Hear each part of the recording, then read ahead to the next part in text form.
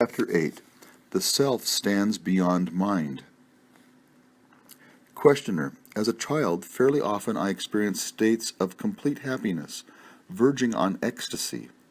Later they ceased, but since I came to India they reappeared, particularly after I met you.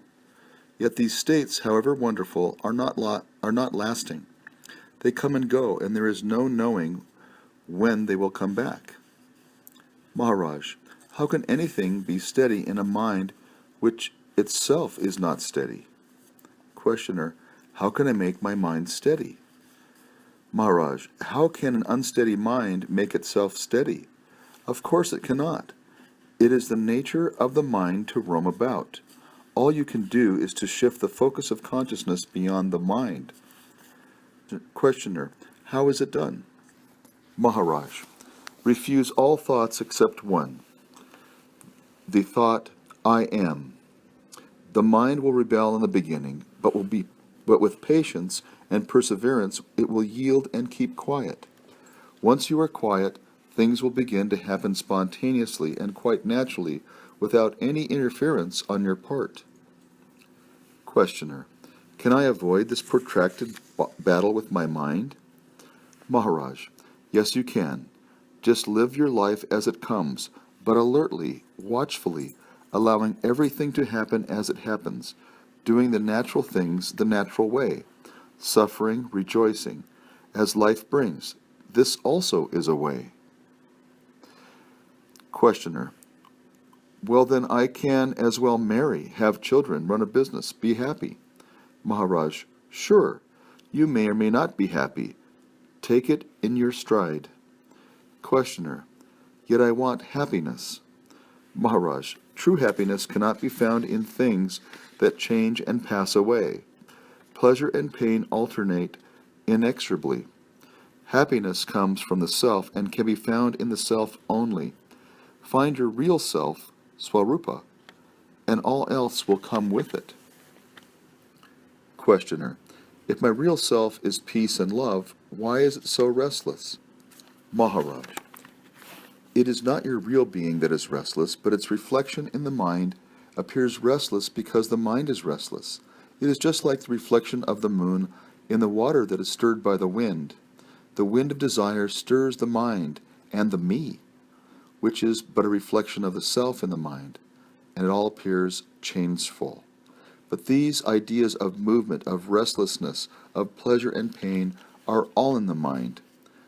The self stands beyond the mind, aware but unconcerned. Questioner. How to reach it? Maharaj. You are the self, here and now. Leave the mind alone, stand aware and unconcerned, and you will realize that to stand alert but detached, watching events come and go, is an aspect of your real nature. Questioner. What are the other aspects? Maharaj. The aspects are infinite in number. Realize one and you will realize all. Questioner. Tell me something that would help me. Maharaj. You know best what you need. Questioner. I am restless. How can I gain peace? Maharaj. For what do you need peace? Questioner. To be happy. Maharaj. Are you not happy now? Questioner. No, I am not. Maharaj. What makes you unhappy? Questioner. I have what I don't want, and I want what I don't have. Maharaj. Why don't you invert it? Want what you have and care not for what you don't have. Questioner. I want what is pleasant and don't want what is painful. Maharaj. How do you know what is pleasant and what is not? Questioner. From past experience, of course. Maharaj. Guided by memory, you have been pursuing the pleasant and shunning the unpleasant. Have you succeeded? Questioner. No, I have not. The pleasant does not last. Pain sets in again. Maharaj. Which pain? Questioner. The desire for pleasure, the fear of pain, both are states of distress. Is there a state of unalloyed pleasure?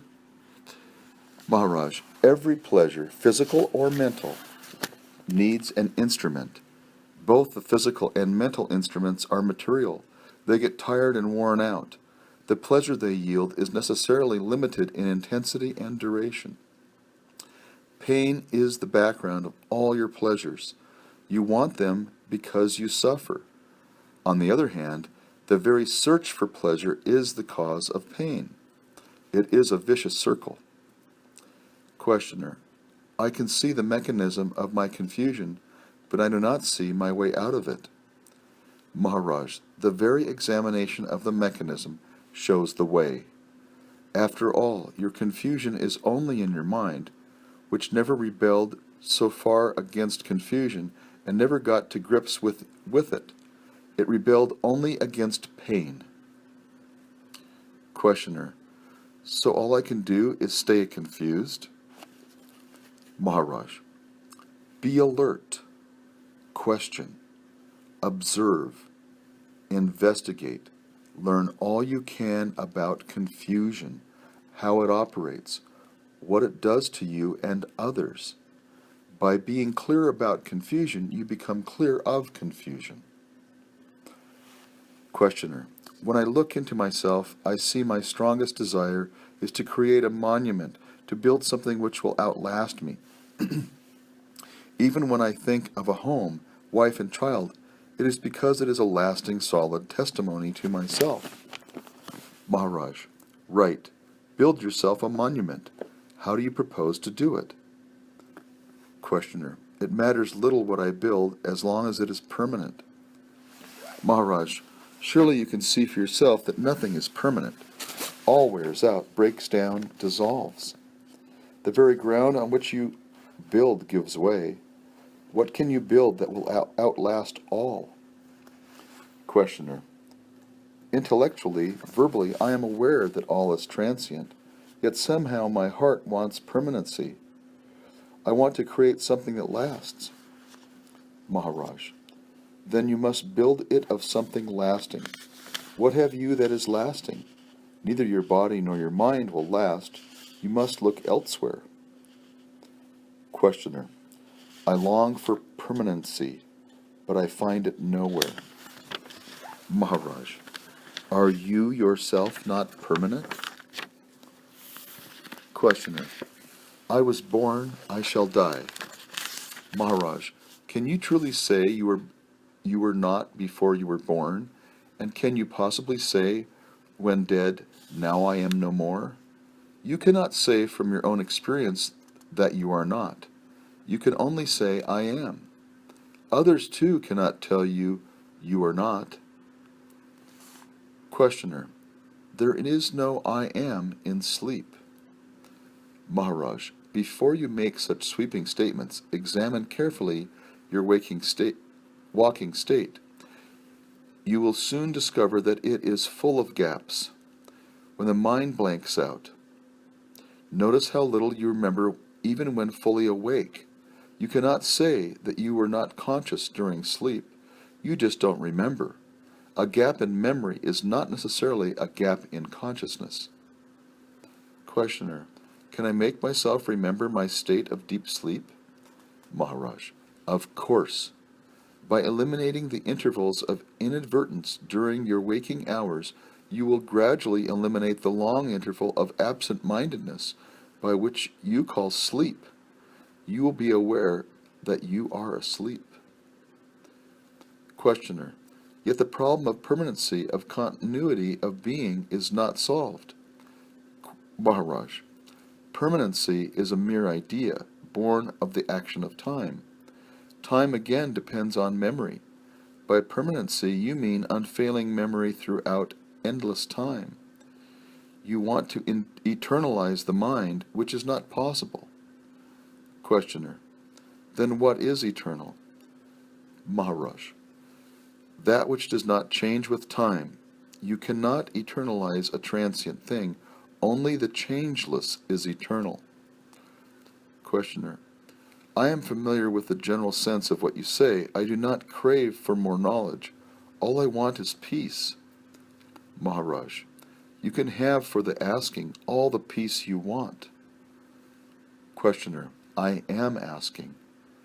Maharaj, you must ask with an undivided heart and live an integrated life. Questioner, how? Maharaj, detach yourself from all that makes your mind restless. Renounce all that disturbs its peace. If you want peace, deserve it. Questioner, surely everybody deserves peace. Maharaj, only those deserve it who don't disturb it. Questioner, in what way do I disturb peace? Maharaj, by being a slave to your desires and fears. Questioner, even when they are justified? Maharaj, emotional reactions born of ignorance or inadvertence are never justified. Seek a clear mind and a clear heart. All you need is to keep quietly alert, inquiring into the real nature of yourself. This is the only way to peace.